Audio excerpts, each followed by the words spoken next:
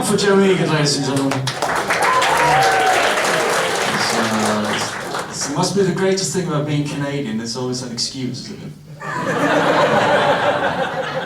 How y'all doing?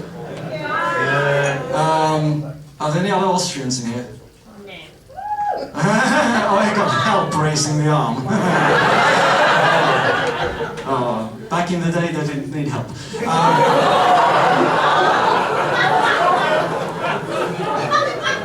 Bist Österreicher ehrlich?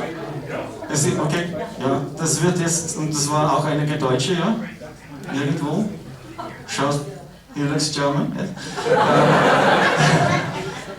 This could be a bit, you'll notice. Listen, yes, comedy in English is actually, I'll get to the accent in a while. It's great doing comedy in English when you're Austrian, because people's expectations are very low. Because their sole frame of reference are like Nazis they've seen on TV. People like Donald Trump. Thank you. And some people might find that slightly offensive, comparing Donald Trump to Hitler. And to be quite honest and fair, there are quite big differences, because Hitler had a moustache. That's correct, right? So anyway, any British people in here? Oh yeah. You will suffer also. The thing is about speaking with a British accent is like, most people like it in Sweden anyway, because they think it's sort of poetic and so people like it. They think believe you're educated and that sort of thing. And of course the downside is everybody thinks you're gay, which I have tried actually to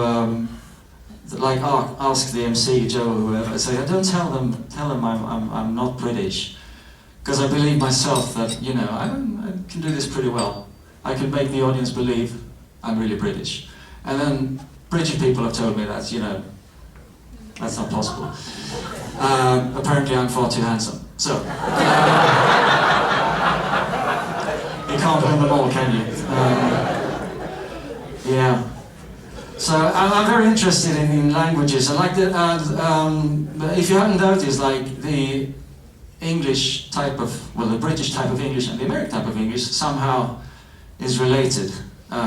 The Americans really owe you an apology. Oh, you thought it was funny, that's nice. But it's like, I think the British English is it's very roundabout, It takes a while. Yeah. The Americans are like more direct, more straight to the point. Cover your ears, young man. An example is like, Americans, straight to the point, direct, efficient. So Americans, fuck. And British don't. And also I think because of this difference, I think the language affects the way people act and live their lives.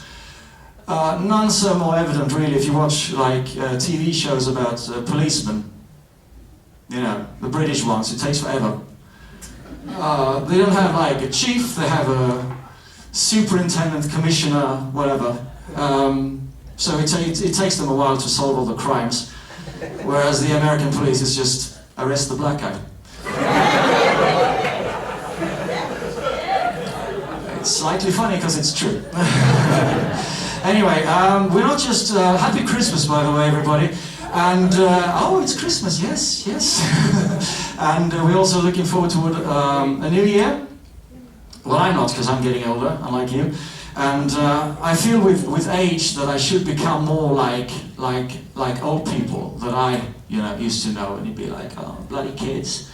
And they can be quite strange, because sometimes it's like, oh, you kids, you don't know how good life you have. Back in the day it was all shit, and you're down the mine, and sometimes it's really, back in the day, back in the good old days.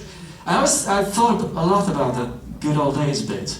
Because it really depends on who you ask. You know, you won't find many like 90-year-old Jewish people reminiscing about the good old days. Do you remember hiding? Yes, it was so fun, wasn't it? Yeah. Speaking of which, I know it's like might be slightly odd for like an Austrian comic to be on stage speaking about Jewish people. I don't know how much history education you got, but you can trust me, Austrians have done a lot worse.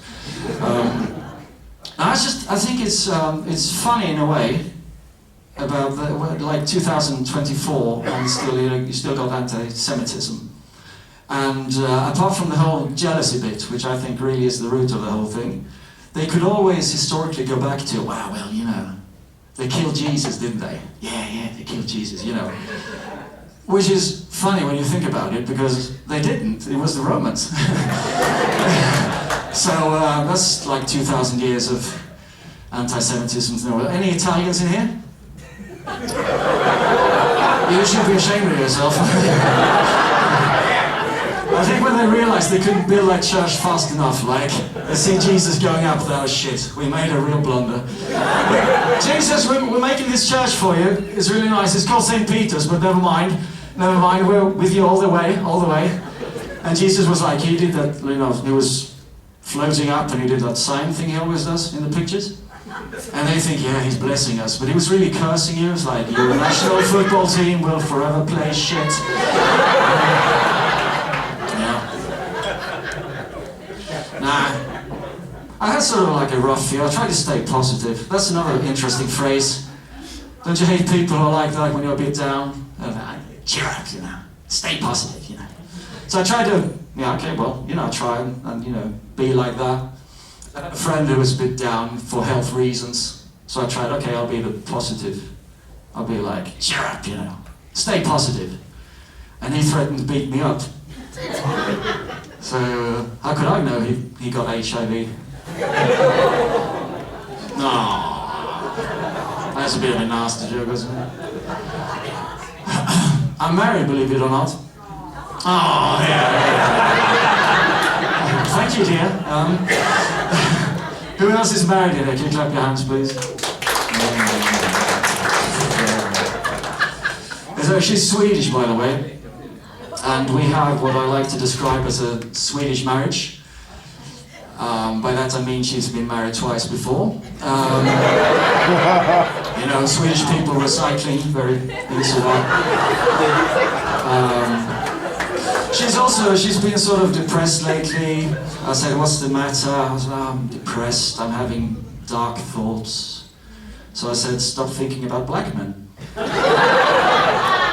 Which wasn't quite what she wanted to hear, apparently.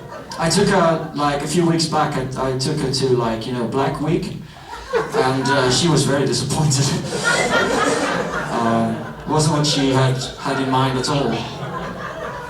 But the good thing was, when we got home, she could still sit down, because we got a new couch. Yes. She gives as good as she gets, though. We were doing that thing that British people don't do, and she looked upon me and she said, right there, do you know who you look like now? Jesus. No, not Jesus. Sorry. Thank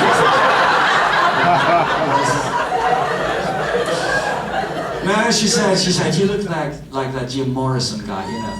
Yeah, like that. So I was a bit, you know, my wife thinks, you know, look like a rock star. She said, no, that's not what I meant. I meant more like a heroin addict who's been dead for 50 years. Yeah. Right. I'm going to do one more. Is that okay, Joe? Yeah. Okay. Right. So now we've got young kids in the audience. We might have religious people, other people with mental deficiencies. So I'm going to do this very gently. But you guys who are not married, pay attention, because as married guys, we obviously know something that you don't. So this is going to be about how to satisfy a woman. Half the guys in the front row is like, what? But, and I'll do this very gently, because we got kids here. And as any guy will know, when you please a woman for like maybe 6 or 7 minutes, the front bit of your throat will get very sore, you know. But you keep doing it anyway, and then maybe if you might manage like 8 or 9 minutes, the ache starts spreading to the back of your neck. But you keep doing it, and maybe you get to like 13 minutes, 13 and a half. Yeah. But you keep doing it.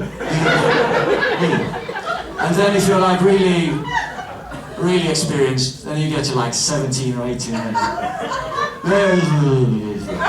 It's like the dentist, basically. So what's the key? The key to this.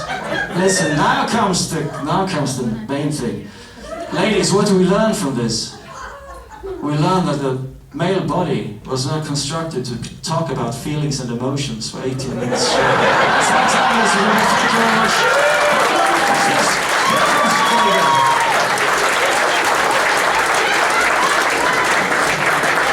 Ladies and gentlemen, Erik Iancovici!